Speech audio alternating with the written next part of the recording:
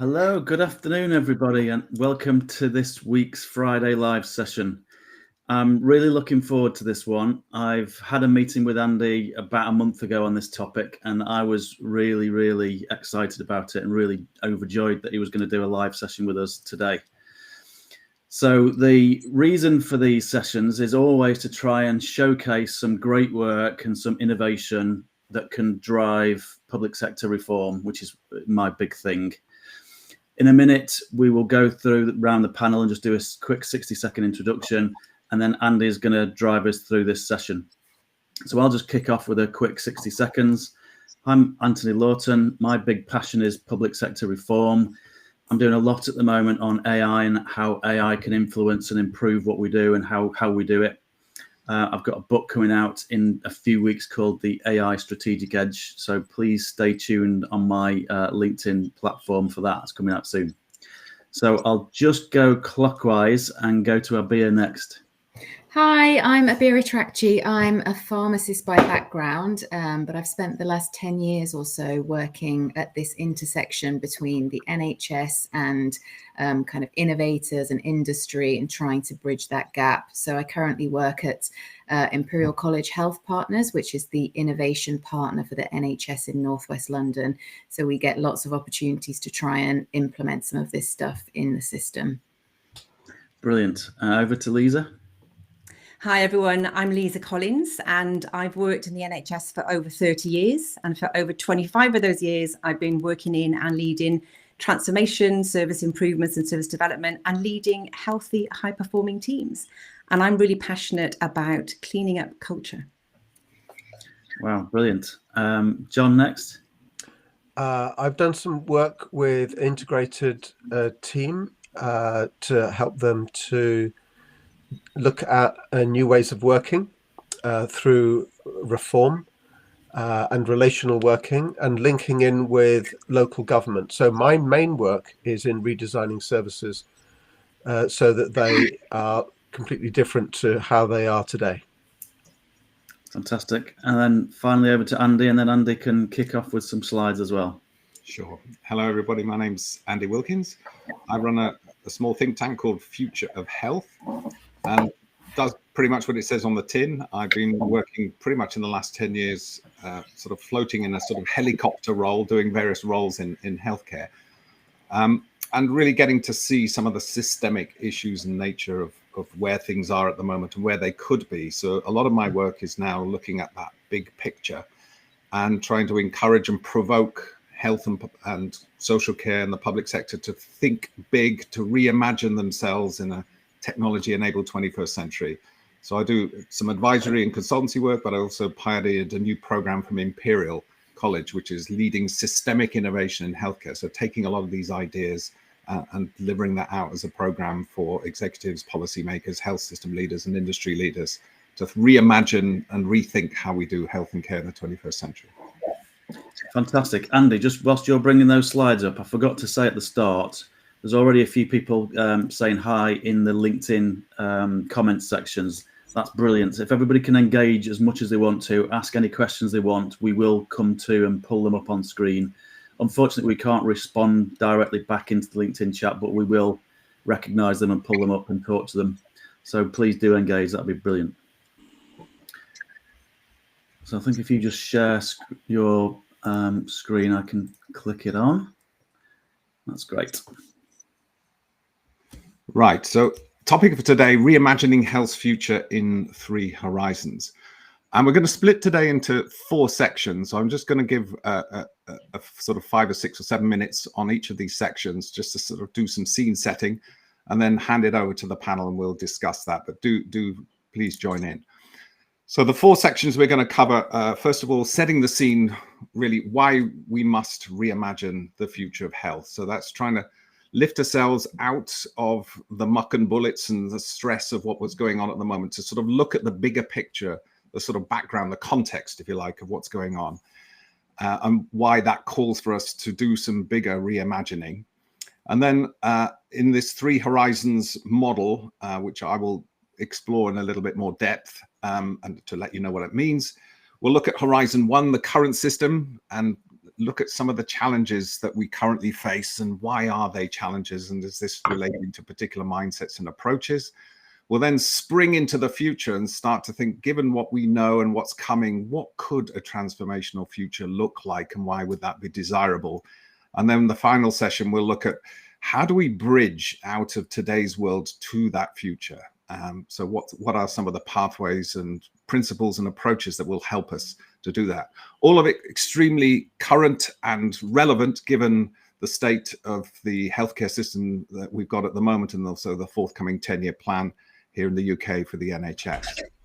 Right, so I'll get cracking now into setting the scene. Why must we reimagine the future of health?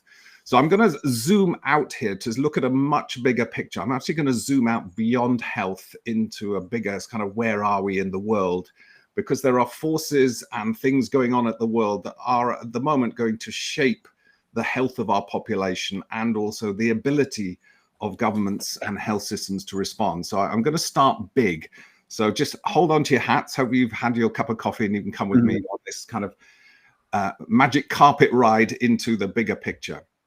So first of all, if we take a step back and look at history of humanity over many tens of thousands of years, we've largely developed and evolved for maybe hundreds of thousands of years, some people say even millions of years, in more or less hunter-gatherer communities, which has meant our biology, our psychology, and our sociological instincts have been honed and developed over hundreds of thousands of years. But as we've developed very quickly and accelerated over the last couple of thousand years, we've gone through, as we can see there, the Industrial Revolution, which has enabled us to move out of communal living into more systemic ways of living, which allowed the science and the mathematics and the great breakthroughs to bring us great riches and great possibilities. And as we vault into the current age and the future age, we're going from a world of industrial thinking, industrial living, to a more digital age. Some would say maybe an age where we're going to find ourselves more plugged into the matrix, where systems of the world are essentially colonizing the life world that we live to invite us to participate and express ourselves through that, which brings some opportunities. Sorry, the slides are not moving on. I don't know if you're moving yours, but they're not actually showing up on our screen.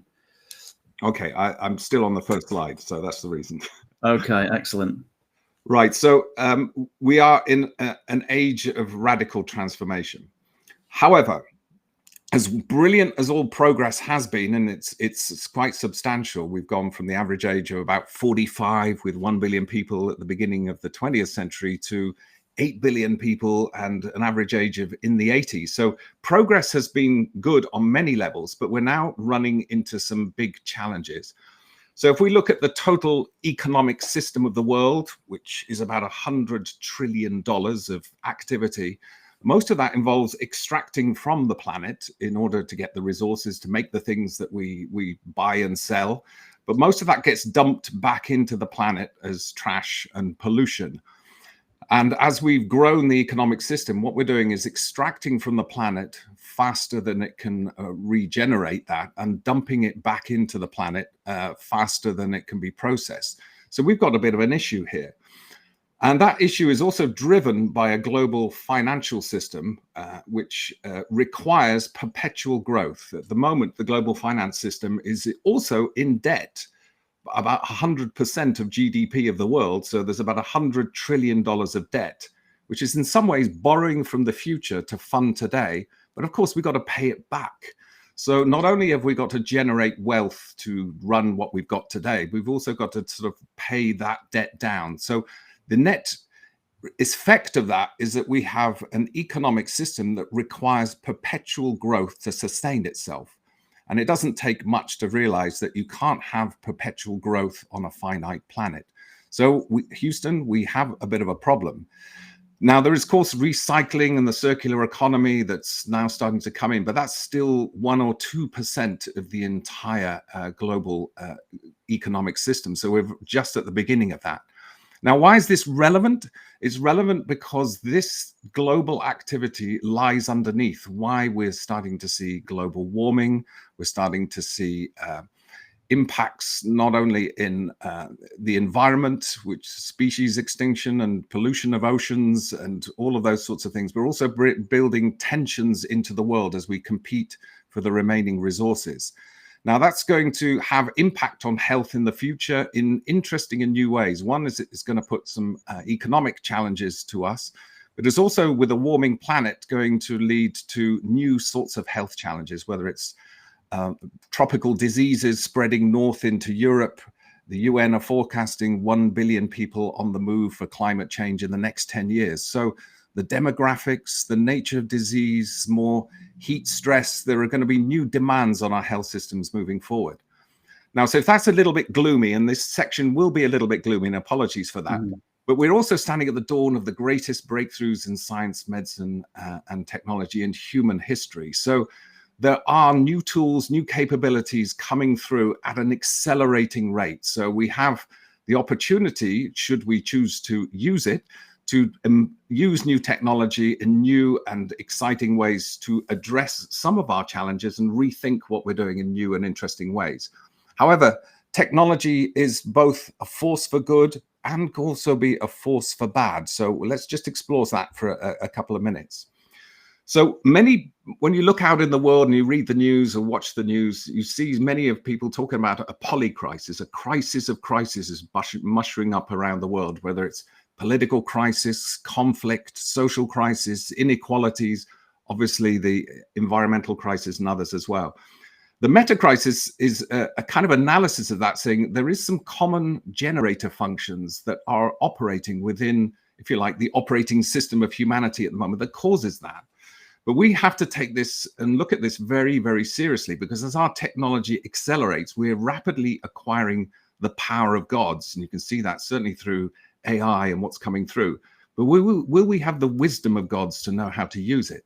Because at the moment, the dynamics that we have largely around competition for power and for money means that many of us are racing to get the thing that we need to get before the other guy gets it, which leads to what we call race to the bottom dynamics. In many of these challenges of the world, we now need coordination as well as competition. And this is going to be really, really important to think through, such that we don't find ourselves locked into downward spirals where we're competing to do the thing that does the most damage and then risk crashing many of the precarious systems of the world. There's also a meaning crisis going on, which is, okay, if that's what's going on out there, how does that affect how we think and how we react at them, and how we feel about life at the moment? It's becoming quite disorientating. So there's growing sense of confusion. What's real? What's true? What's happening?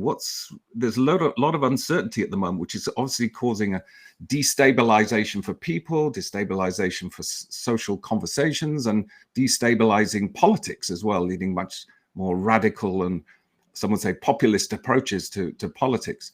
So this sense of loss of meaning, what does it mean to live a good life at the moment? Up to 70% of people, even according to Gallup, are not fully engaged, and many of them hate their jobs. So the world we're creating is becoming more toxic and more hostile to living well. And this is reflected in escalating levels of poor mental health, up to a quarter, or some say even up to a third of the UK population maybe having a clinical grade mental health issue in any one year. So if we distill that back into what does it mean for health systems, what we see is that we're on a kind of escalator of demand. Some of that demographic, some of that due to some of the forces that I've just been talking about, but currently our health system spends about 10% of GDP. That's 180 billion at the moment. It's rising at about 4% a year, largely because there are more chronic diseases, an aging population who have them, and more stuff to prescribe. So if we keep doing what we're doing, we'll keep getting what we're getting, and we'll be locked in to an annual increase in costs that over 10 or 15 years will double our healthcare system costs and potentially crash the government budget. So we are in a kind of sense of emergency at the moment. Can we keep doing what we're doing? Do we need new ways of thinking about society and health systems? So I'll just pause for that and throw it back over to our panel contributors to respond to that. Brilliant. Shall I start then? I'll just be quick so we've got as much time as possible to get through the slides and things. I'm really pleased that you've brought up the environmental piece, Andy. It's something that's really close to my heart. I've done a lot of study on this a few years ago, and I've got a really good network of experts in this field. If that's something that people want to see more of, I can set one of those up as well, because I've got some real experts that could add a lot of value to this. It is scary. It's something that I want to develop and support going forwards, especially with the AI piece I'm working on. And we've talked about the meaning crisis, Andy, and John Vervaeke's work. I'm really up to speed with that as well, and think it's brilliant work. So I could talk for hours on that. So I'll pass over to Abir before we carry on. Yeah, no, thanks. And obviously a huge topic and lots to get into. And as you say, quite sort of scary, Andy. I guess for me, what hammers home is the kind of global systemic nature of all of these problems. This cannot be solved by any one trust, any one region, any one country. Like, this requires systemic working on a kind of global scale in order to try and solve some of these problems. And we know how difficult it is to try and work systemically, even in our own kind of areas and regions, particularly in the NHS. So maybe others on the panel have a solution, but yeah, it strikes me that systemic working is the way that we need to think about this problem. Liza, over to you. Great. So absolutely, you're right, Andy. We're on a burning platform. I'm going to try and keep this brief because there's a lot to be said on this. And I think for me, we can look at the systems that need to change, but behind those systems are human beings. So I like to strip it right the way back to basics. And what I've observed over the last 30 years in the NHS is that if we've cracked this, obviously we wouldn't be having this conversation. And one of the major pinch points for me is calling out the elephant in the room, which, if we look at human relationships in the NHS, it was predicted that we spend £2.2 billion per year on harassment and bullying and incivility in the NHS back in 2018 by Roger Klein. That's been updated now this year to 10.9 billion. So we have to have that conversation, because that shows to me, regardless of what strategy we put in place, regardless of how we bring together systems, if we can't work together as humans in relational ways, we're not going to be able to crack this. We can only move at the pace of trust. So for me, there's something about stripping it right the way back and having the conversation about how we're relating. Now, we know that hierarchy also adds to the abuse of power in those situations. And I think in terms of complex system change, hierarchy needs to be flattened, and command and control leadership, there is no place for it in this type of transformation. We need to have collaboration, engagement, and that requires power with each other rather than power over. So that's my 2 minutes worth on this. Yeah, absolutely. I'll just quickly whiz this up before we go to John. I think John Tansley's onto something here. The route to happiness is wanting what you've got, not wanting what you want to get. I haven't phrased that very well, but I certainly feel it, John. And I think that's all connected. It ties into Andy's point around the meaning crisis. It ties into Lisa's point around getting rid of command and control, working together. That's my mission with the AI solution that I'm building. It's about listening to everybody and pulling together. So over to you, John. Well, we had a look at this a few years ago when we pulled together a team of health professionals and local authority social care people, just frontline people. And we took demands in an area of the UK, a very small area. And we learned what we could do if we just pushed away the current rules and procedures in the NHS and the local authority. And we suddenly came up with a totally different way of dealing with health. 70%, at least 70% of the determinants of health lie outside of the NHS, of any formal health system. So there is no way that the NHS can deal with health. It has to do that by partnering, as you've just been talking about, Liz, partnering in a relational way with other local authority organisations, but as importantly, or more importantly, directly with the communities themselves and the voluntary organisations that are there. We reduced demand by 71% when we did that. And we actually dealt with people's needs totally, not just episodically and doing a little bit here and there. And when we actually looked at what we needed to do, it wasn't really clinical work. Even when mental health was involved, a lot of mental health issues come about through loneliness. So we need to tackle things like loneliness. Yeah, brilliant. And I'll just pop this up from Jeanette, because this might be a nice segue for you, Andy. Yeah. Yes, that's a very good point. All right, let's go into the next section then, where I'm going to go a little bit more into what is this three horizons approach, which is what we're this event is being built around, and also zoom in a little bit to the Horizon 1 challenges, which is the challenges of our current moment. So three horizons, I've found a really valuable and useful way to talk to leadership about the systemic nature of our challenge, because many of the points you've raised, I think, are pointing to the need to more holistic, systemic ways of working. So three horizons, very, very quickly, is the way I use it anyways. Horizon 1 is all the stuff we need to do today. So we've got patients to see, we've got public to serve, we've got all the services that we run, we've got targets to hit, we've got resources to manage, we've got working within budgets. A lot of it, as Liza said, is top-down, hierarchical, siloed, transactional driven, and all the culture and behaviors that flow out of that way of working. But as we've seen in the previous section, if we keep doing what we're doing, we'll keep getting what we're getting. And what we're getting at the moment is not enough to address the health challenges of our age. People are now getting sicker at a greater level. So squeezing more juice out of what we currently do is not likely to give us the answer, and probably isn't going to give us the answer to the challenges that we face. So Horizon 1 is a really recognition we are kind of trapped in a legacy siloed model bequeathed to us from history. Horizon 3, if we vault to that, is if we down tools on Horizon 1 and reimagine what we could be, if we brought the various silos and pieces together into a more holistic vision of what we could be doing, given a deeper understanding of the nature of the problem, what could we be? What could a future look like, given what we know now and the technology that's available to us? What would that look like? What would need to be true? Oh, we'd need to share information. We need to move budgets around. We need to collaborate more in a different way. We'd have to work in a different culture. Okay, is that a desirable place to be? Yes.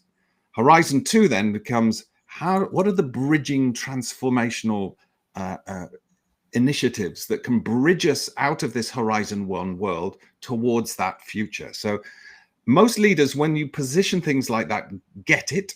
Horizon 3 then becomes a common language to bridge across different silos, to bring people into the tent, to work together around transformational, transcendental, if you like, approaches to bridge us to something better. Now, why is this difficult? Well, part of that is because unlike the East, which very much thinks about things holistically in balance and harmony, one of the successes of the West, but now is perhaps even holding us back, is that we've taken very much a reductionist approach in the development of our knowledge. So our development of knowledge in the West is largely take an issue, let's break it down to its parts and understand how that works. And let's break those parts into sub-parts and sub-parts. And then we have specialists who are experts in all of the bits, but no one who can see the whole. And this is largely what's happened in health. We've got experts for every bit of the body. In the hospital, you have an ologist for every organ, but no one that sees the person as a whole. And of course, we live holistic lives in holistic contexts. So it's getting more and more difficult for us to receive the kind of care that we need. And this reductionism has led us to a more fragmented, siloed healthcare system where we've got lots of specialists and clinics for various things. But as people get sicker and older, they tend to find themselves bouncing around like a pinball inside a system from different specialists doing different bits of their health and their care, which is both bad for the person who can get lost and disempowered, and also duplicating of costs for the system itself.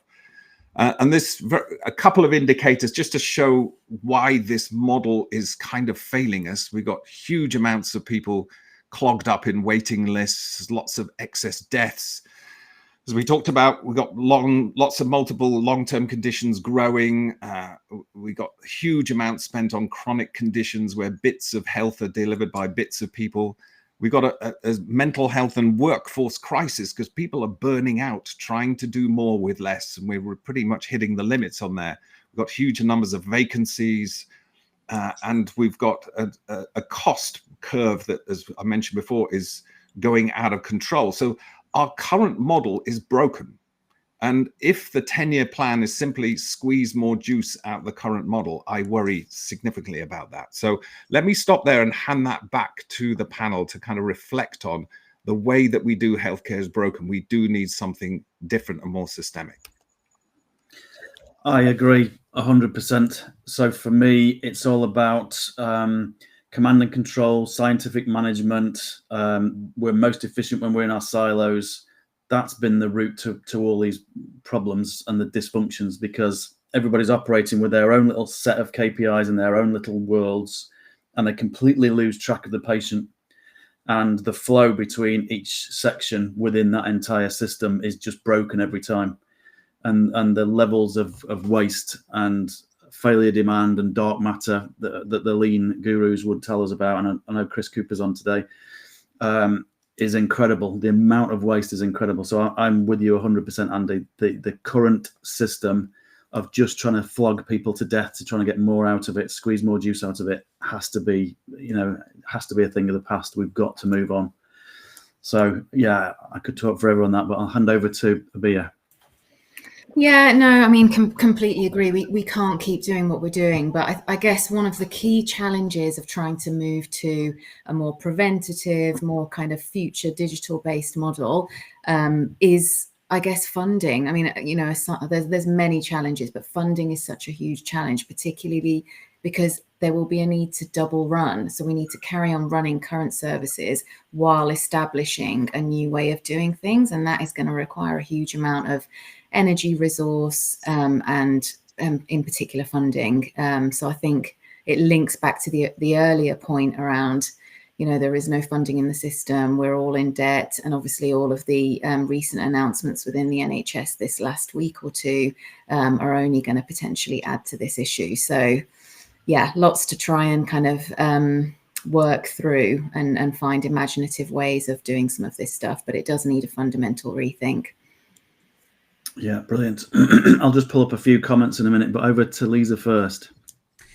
Thanks, Anthony. So 2 things I want to mention here. Now, 30 years ago, I remember when we actually had something that really did work. Because if we look at these systems, the fact that we're talking about algorithms tells us that we're not actually looking at staff or patients as humans, because we've broken them up into little body parts. So I think there's something just to recognize that that's the language that we're still using, even though we're trying to join things up and put the human back at the center.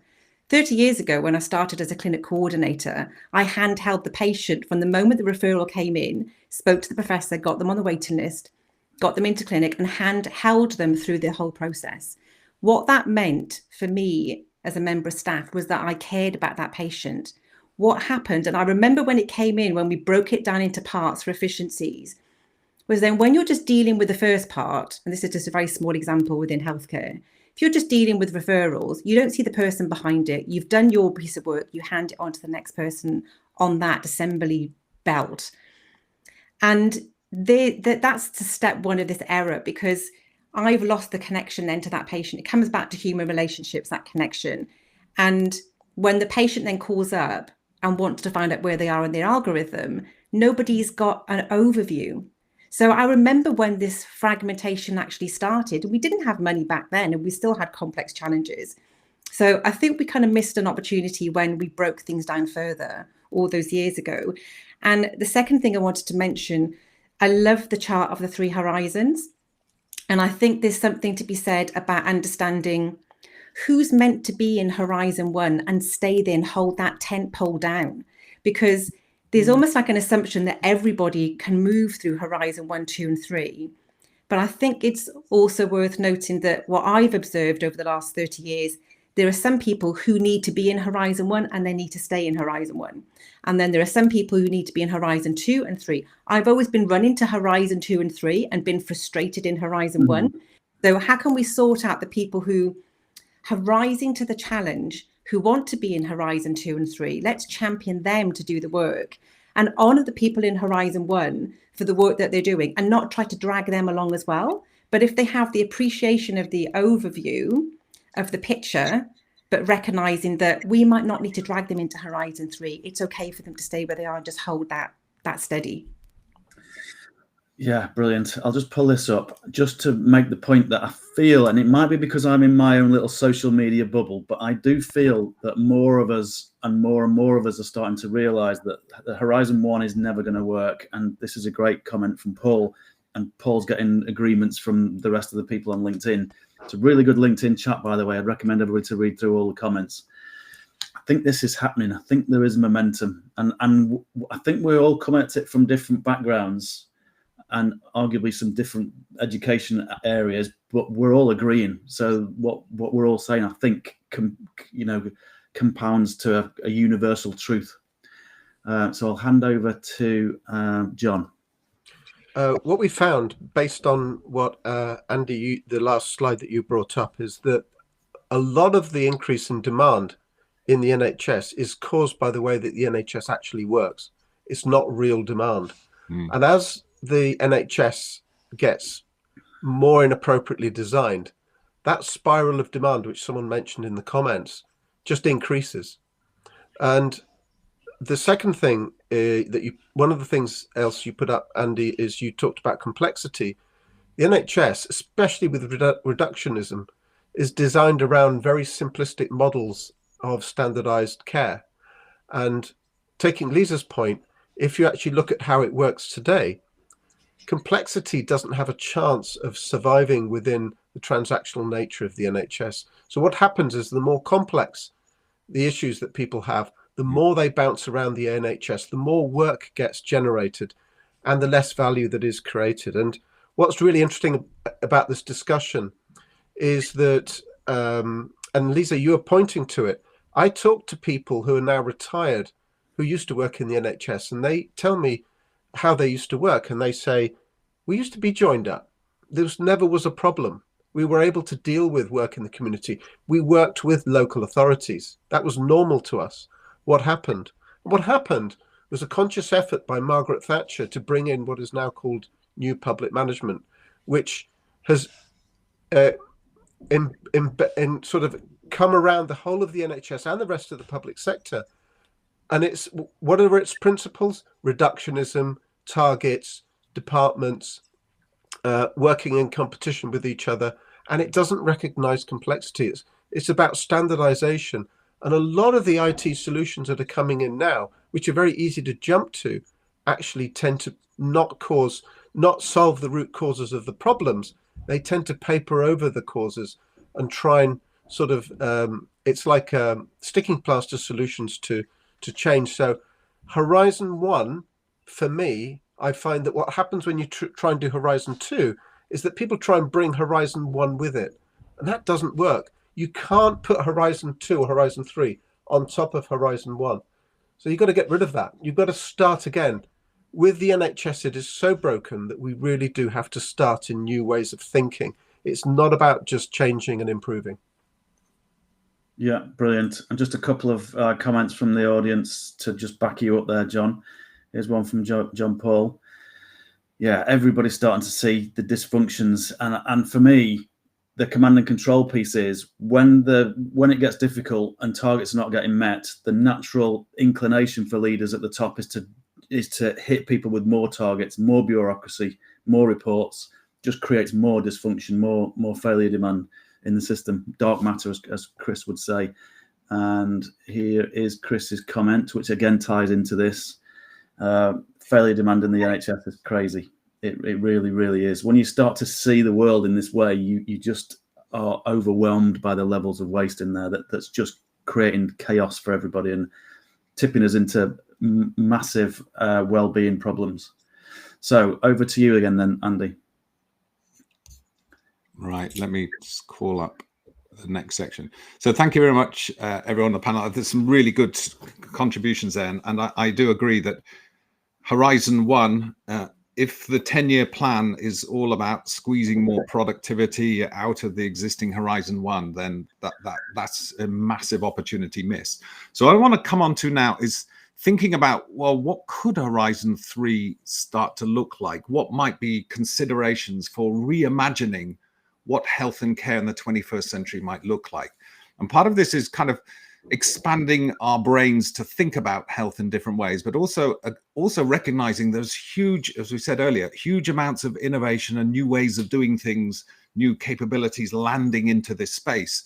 So in some ways, we need to skate to where the puck's going to be, not just rearranging the furniture of what we've got. So it's me mixing my metaphors.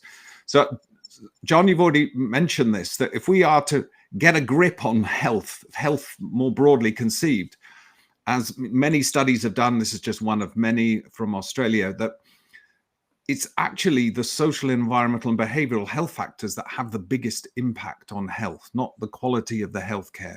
Obviously, some genetics involved in there. But most healthcare systems, when you look at them, are actually sick care systems. They're not healthcare systems at all. So what are we doing about the health of people? And what is included in that? How do we get a grip on that bigger challenge?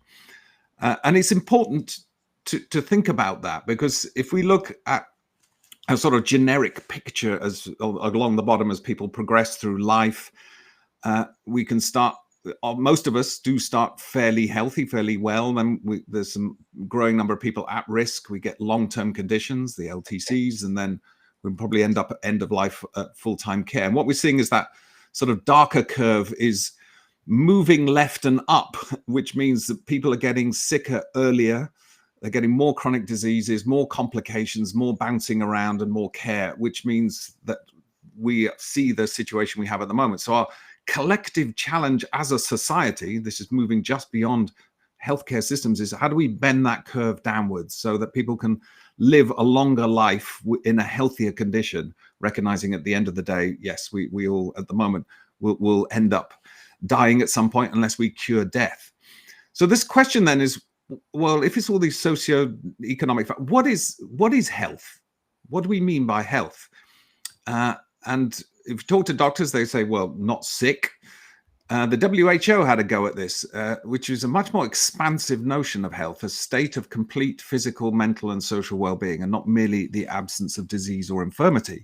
So this is more a glass half full rather than a glass half empty definition of health, the sort of one that's pointing to human flourishing as being a goal to aim for, because in lives where people flourish individually and collectively, not only are they living a more purposeful and meaningful life, fulfilling their potential, that the ways by which they do that are probably likely to lead to less ill health. So there's a double benefit there. So how might we approach what is health in a much more systemic way? So this is a piece of work that I did commissioned by the Royal Free a little while back, saying, actually, when you unpack health, you can think about it in this cells to cities extension here, which is, yes, our genes play a role in determining the propensity of us throughout our lives, but our genes express through proteins into molecules, molecules express into cells, cells into organs, organs into a body. If we have a systems biology view, our health is an unfolding of that process.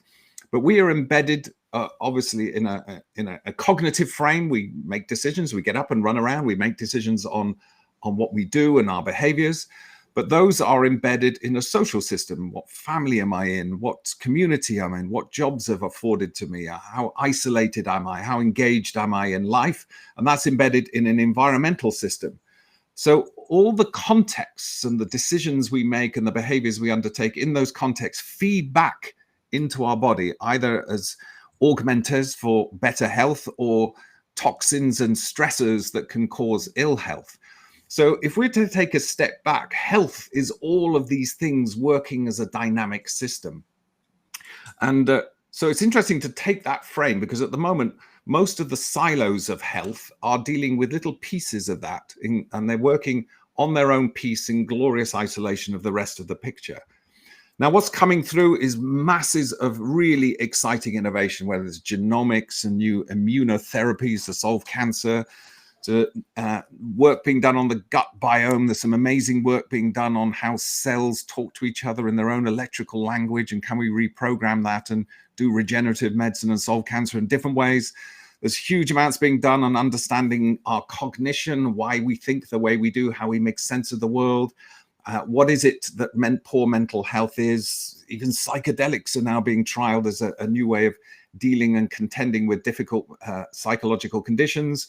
There's new digital therapeutics and understanding of how behaviors can be modified and supported. Coaching is increasingly coming through as a theme, as well as work being done on stimulating, encouraging more community-based engagement, greater education, more employment opportunities, and also the role of the physical environment, the places that afford us the possibilities for greater health. Two big changes that I can see coming through, one of many, if we think about health in this more holistic ways, is one, most of the organ diseases, all the cardiology, the cardiovascular disease, the COPD, the dementia, all of those things that we currently receive when people are sufficiently ill that they have symptoms and presented to the system, all of those classes of major disease do have biomarkers that are now being discovered. So there's a great opportunity coming through in the future of being able to hack disease, to be able to spot biomarkers earlier on, head off disease. So that's a really exciting and interesting area for the future. The other one, of course, that we've been all pointing to, is instead of dealing with people in isolation of the body parts, how can we start to bring information more holistically together to enable people to manage their health and their life in a more joined up holistic way that helps and empowers them as well as supports them in their engagement with the system. Now, is that possible? Is it a pipe dream? Well, what's coming through is that there is more and more information and data. Now, data through sensors, of course, but also data from talking to people and understanding people. Pulling all of that information together allows us, should we have the vision and the willpower to see that bigger picture in its entirety, and the ability to model what's going on. Why are people getting sick? Do they keep healthy? What are the combinations of physical and social, environmental circumstances? And if we can see those pictures and those patterns and start to model and understand them, we can coordinate and orchestrate collective action of the actors in service of that in much more exciting and systemic ways. So what might that look like? Well, on the left-hand side, if we talk about our people and society, one way of thinking about them is how do we help people start well, live well, age well, and die well? Everyone has a life course, and there's lots of challenges and factors in there. But over on the health ecosystem side, rather than throwing services in forms of siloed transactional services, if we have an opportunity to understand what does start well, live well, age well, die well mean, we can start to bring about more systemic, joined up action across both health systems, because they're fragmented, but also with other actors who hold pieces of the jigsaw of this bigger story, to make possible more coordinated systemic action. And as we engage with the public, we see what works, we bring the insight back. So the possibility of creating a virtuous flywheel of insight that drives collaboration at scale. So this is one way of sort of thinking about what systemic action and collaboration might look like in the future. And I think represents a kind of direction of travel that's worth unpacking and understanding. But unless we do something more systemic like this for a kind of three horizons view of the future, we'll keep doing what we're doing and stuck in this horizon one landscape. So I'll stop sharing there and hand that back to the panel.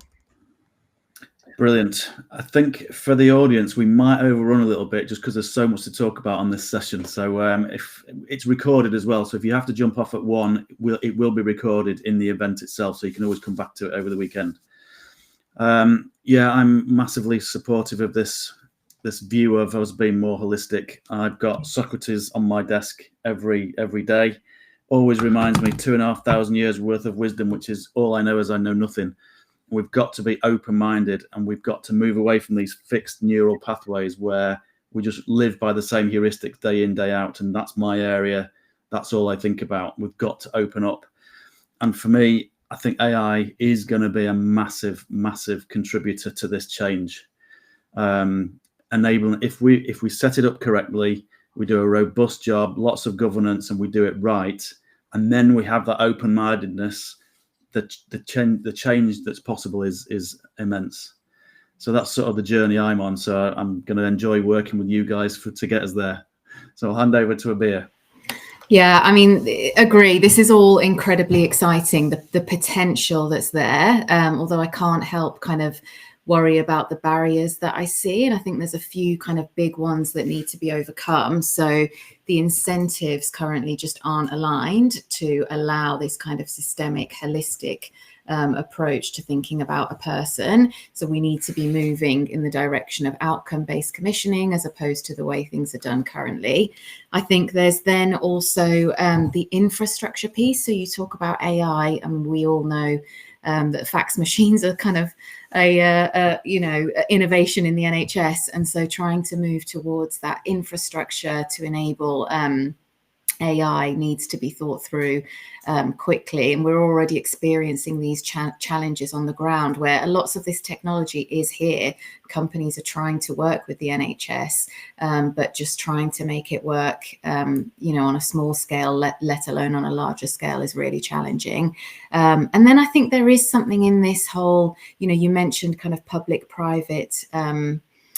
I think we need to get better at embracing industry and innovators and working collaboratively together and removing that barrier of there's a pharma company that wants to work with us and we're scared of that because they've got their own reasons for wanting to do it. We have to move to a more collaborative approach. Let me stop there. There's more that I could talk about in terms of acceptability of the public to some of this stuff as well, but I'll let some time for the other panelists. Okay, Liza, over to you. Oh, you're on mute. Sorry. Okay, so I'm going to bring us right back to the heart of this, the patient, because what we're talking about is empowering patients. And it's interesting, even the language that I'm using now, like patients are the other, like everybody on this call, we're all patients. It's us we're talking about. But we're still talking about what we can do for the other, the patient. But at the heart of it is patient empowerment. And that means people taking responsibility for their health. Now, I'm not quite sure if people know how to do that because we've got a parent-child medical model. The leadership model follows suit.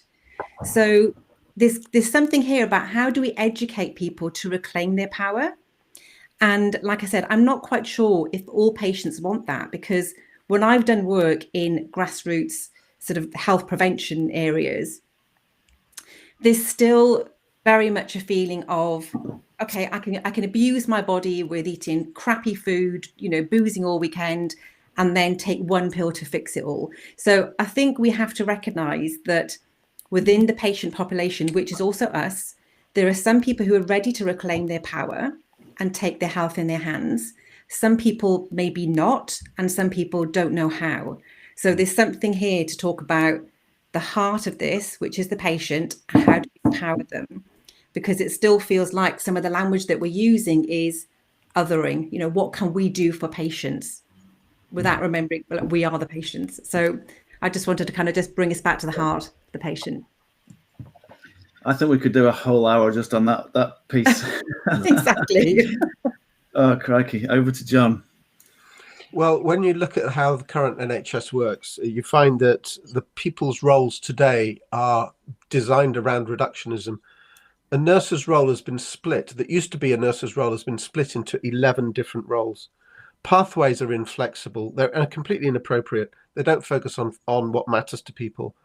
And the way that managers are focused within the NHS on KPIs, they're focused in completely the wrong direction. So to me, it's not about changing each one of those things individually. It's starting again. Instead of, let's stop thinking about data. Let's stop thinking about technology for a moment, because those aren't going to be the solutions to fixing this. They'll be helpful, but they're not going to fix the underlying problems.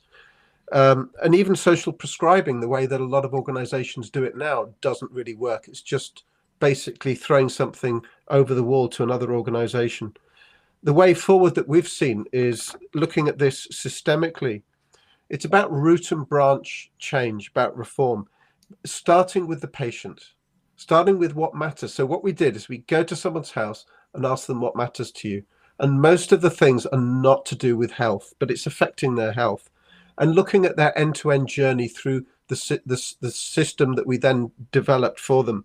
It's about asking them what matters and then using that to absorb that complexity within the design of what we then do next.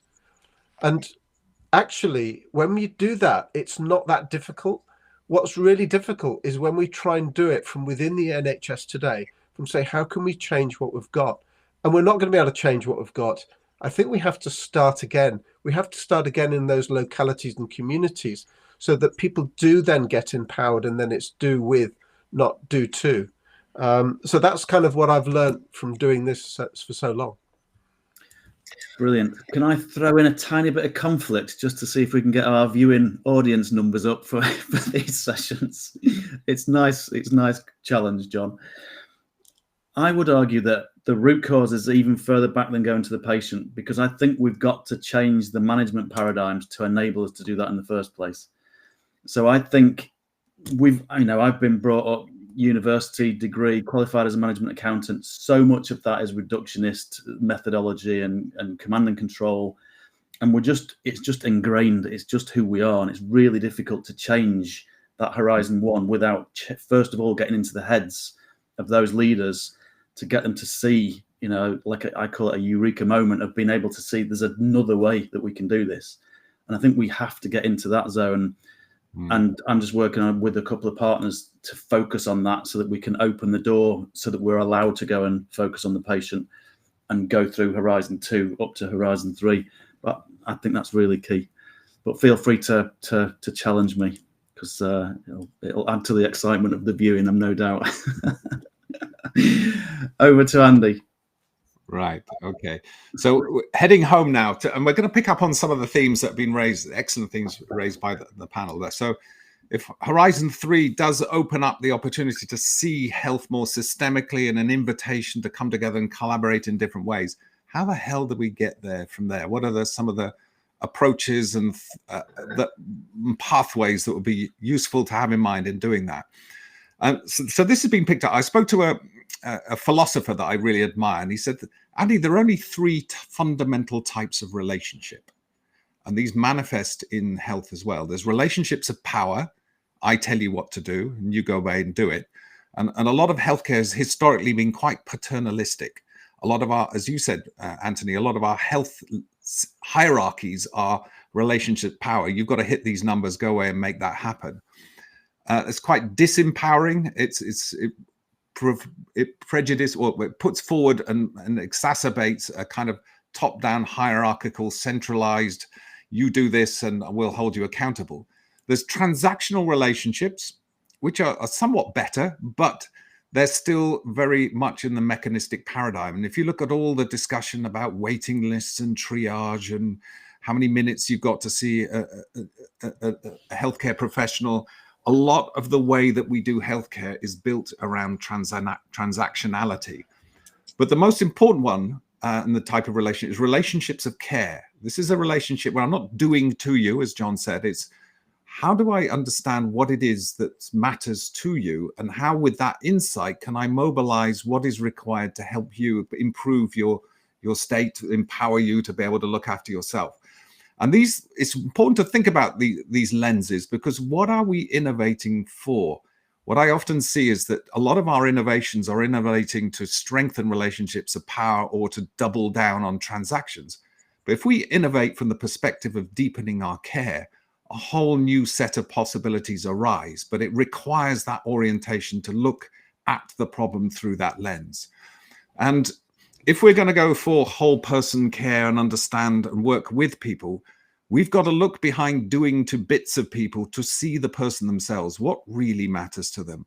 What are they feeling? What is the context they're in? What are their hopes and dreams? What is it that they are trying to do in their lives that through our support and help, we can help them to be a better person than they were at the moment, or help them to deal and navigate in a better way for themselves the complexities of life that they have at the moment. So having that human-centered orientation has to be at the core of this, and how we might mobilize our technology to do that. So how practically do we do that then? Well, as John indicated, what we need to do is start with what is it that matters to people? What are their goals and objectives? What is it that they're trying to do and get?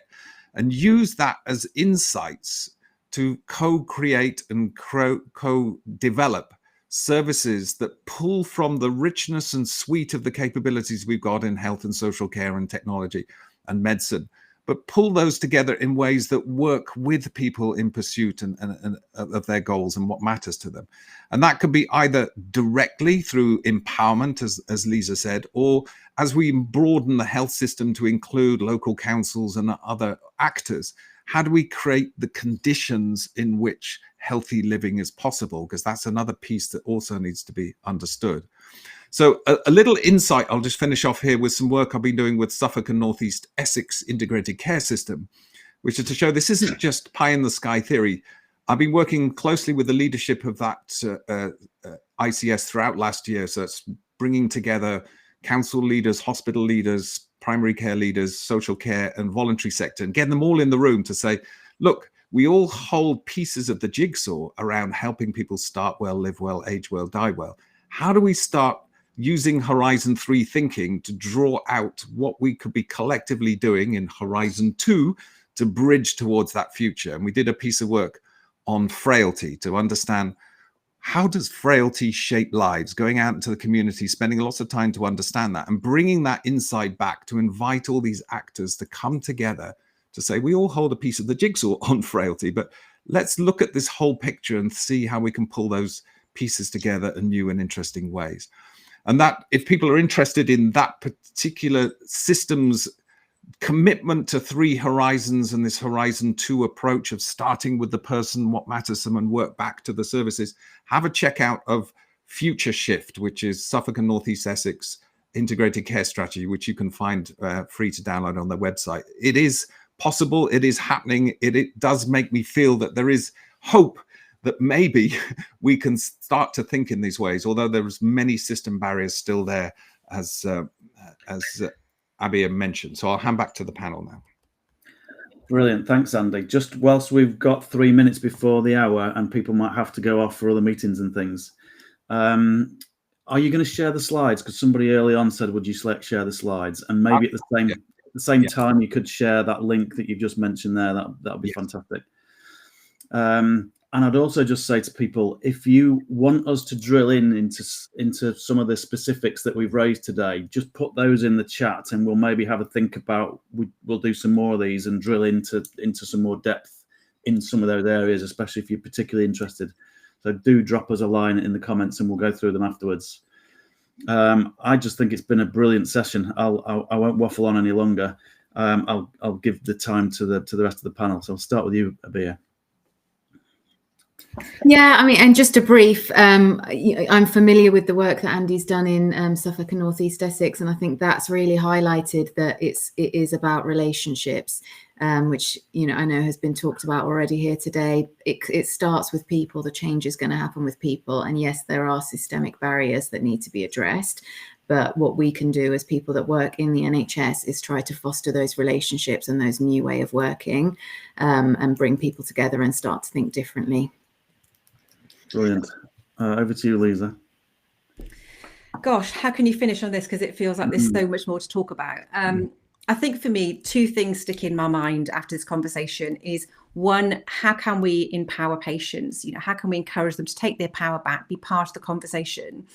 And secondly, in terms of leadership, one thing I've noticed as well over the years, as I've worked from frontline and worked my way up into leadership positions in the NHS, there's a blend of leaders and managers of one side who are service to others and one side who are service to self. And what I think is going to lead us into these new paradigms, into Horizon 2 and 3, are the leaders who are service to others, because the egos don't get in the way. They want to have those relationships. They want the collaboration. I find some of the barriers to the joined up working is when you've got a service to self leader and the ego's getting in the way. And I've met quite a few of those over the 30 years. So I think we have to recognise we do have some people like that in the system who are going to be presenting some of the barriers. Yeah, absolutely. Over to you, John. I'm just going to say one brief thing, really, because everyone has said everything else.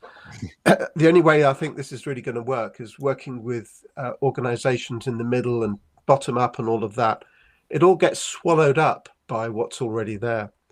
So what I've seen is that the only way this works is that we need leaders that can recreate the system completely. They change everything, the way the managers work, the way that the KPIs, all the measures, human, it has to be centered around humanity. That's me done. What a brilliant final word. Over to you, Andy, for the final word. Thank you very much for your wonderful reflections. We couldn't do real justice to the enormity of this topic, so we've been skimming across the surface. But I think we've given some shape to some of the challenges of why doing more of what we're doing isn't going to be the case. The need, I think, is quite compelling, that we need a shared vision of the future to aspire to, and we need to work collectively again together from more silos to systemic approaches. And that will require from hard power to soft power, distributing more leadership. It's going to involve sharing information across organizational boundaries. There's more information that will be required, so AI, and it's going to be an incredibly important part of that. It is a commitment to care and deepening our care and putting people and humanity at the center of that orientation. If we're successful at doing it, a healthier population is not just reduction in the runaway costs of the NHS. It's also a population that's going to be more productive, if you're interested from the economics point of view, but also a population that's going to be happy, more creative. It's going to lead to a better society for all. So this feels like one of the most important questions for all of us in our society as we look forward to the future. We need to bridge from an old way of doing things to a new way of doing things, one that puts humanity, as John says, at the center. So thank you very much. Brilliant. Just a final thank you to the people that have joined us today. Really nice to see all the thank yous, and excellent session and wonderful session. It sort of makes it worthwhile pulling these things together. It's all about us adding value, giving people some hope, providing some solutions, as opposed to just all the doom and gloom. And hopefully we've given people a bit of hope today. I really do think we've got the grounds for doing some more of these. So I will speak to everybody offline and just see if you want to do another one, and we'll go through the comments and see what we should do next. But thanks, everyone. Really enjoyed it, as always. It's all about learning. So thanks a lot, and hopefully we'll see you again soon. Thanks a lot, everyone. Thanks, Anthony. Thanks very much.